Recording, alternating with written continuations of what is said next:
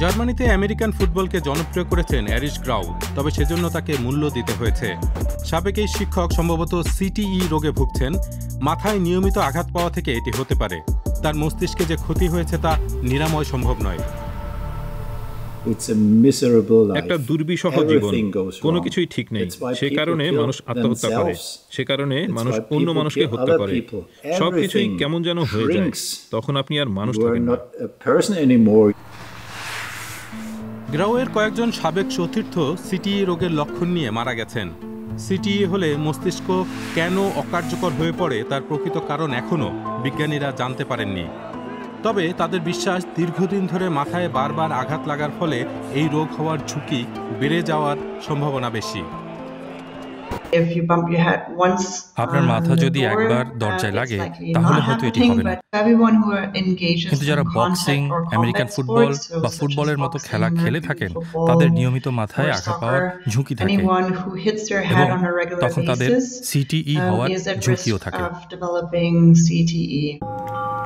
2000 সালের দিকে গ্রাউয়ের মধ্যে প্রথম সিটিইর লক্ষণ দেখা গিয়েছিল।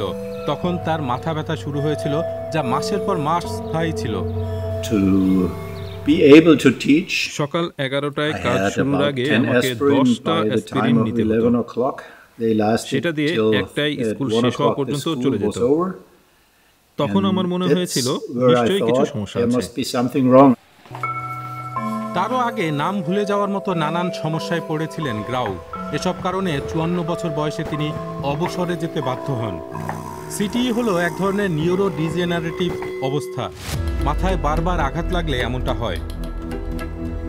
এমনকি হালকা আঘাতও মাইক্রোটিউবিউল নামক পদার্থগুলির ক্ষতি করতে পারে। এসব পদার্থ মস্তিষ্কের কোষের গঠনের জন্য গুরুত্বপূর্ণ।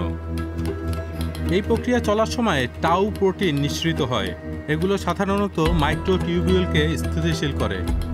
এই টাউ প্রোটিনগুলি একত্র হয়ে একটি বন্ধনে যুক্ত হয়। এভাবে সেগুলি মস্তিষ্কের কার্যকারিতার উপর প্রভাব ফেলে।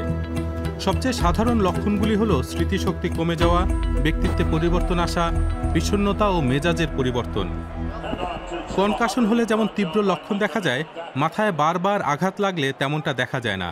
তাই মস্তিষ্কের সেরে উঠতে কত সময় লাগে তা কেউ জানে না।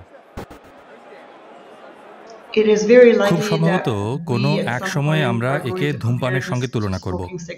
কি পরিমাণ ধূমপানের পর ক্যান্সার হয় তা আমরা জানি না, তবে আমরা জানি যে এটা আপনার স্বাস্থ্যের জন্য ভালো নয়, আর সেই কারণে চিকিৎসা বিজ্ঞানীরা ধূমপান না করার পরামর্শ দেন। বর্তমানে শুধুমাত্র ময়নাতদন্তের পরই আনুষ্ঠানিকভাবে রোগ নির্ণয় সম্ভব। তবে গবেষকরা এখন বেঁচে থাকার সময় কেউ সিটিইতে ভুগছেন কিনা তা নির্ণয়ের উপায় নিয়ে কাজ করছেন। এখনও এই রোগ সম্পর্কে অনেক রহস্য রয়ে গেছে। যেমন, এর কি কোনো ঝুঁকির কারণ বা কোনো প্রবণতা আছে? কোনো একদিন কি নির্দিষ্ট রোগীকে নির্দিষ্ট চিকিৎসা দিয়ে সারিয়ে তোলা সম্ভব হবে? এই মুহূর্তে এই রোগের চিকিৎসায় শুধুমাত্র লক্ষণগুলি দূর করা নিয়ে কাজ করা হচ্ছে। এখন পর্যন্ত আমরা জানি মস্তিষ্ককে সুস্থ ও কার্যকর রাখতে যে বিষয়গুলি সাহায্য করে সেগুলি সিটিইর জন্য প্রতিরোধমূলক হতে পারে, যেমন খেলাধুলা করা, ব্যায়াম করা, বিএমআই নিয়ন্ত্রণে রাখা, ডায়াবেটিস যেন না হয় তা নিশ্চিত করা ইত্যাদি। সিটিইর বিপদ সম্পর্কে খেলোয়াড়, কোচ এমনকি ডাক্তারদের মধ্যেও সচেতনতা এখন পর্যন্ত সীমিত। আমেরিকান ফুটবল এরিক গ্রাউয়ের স্বাস্থ্যের উপর বিপর্যয় ডেকে এনেছে, তবে তার পরিবার, ওয়ার্কআউট এবং পরিস্থিতি মোকাবেলার কৌশল তাকে তার জীবনকে নিয়ন্ত্রণের বাইরে চলে যাওয়া থেকে বিরত রেখেছে।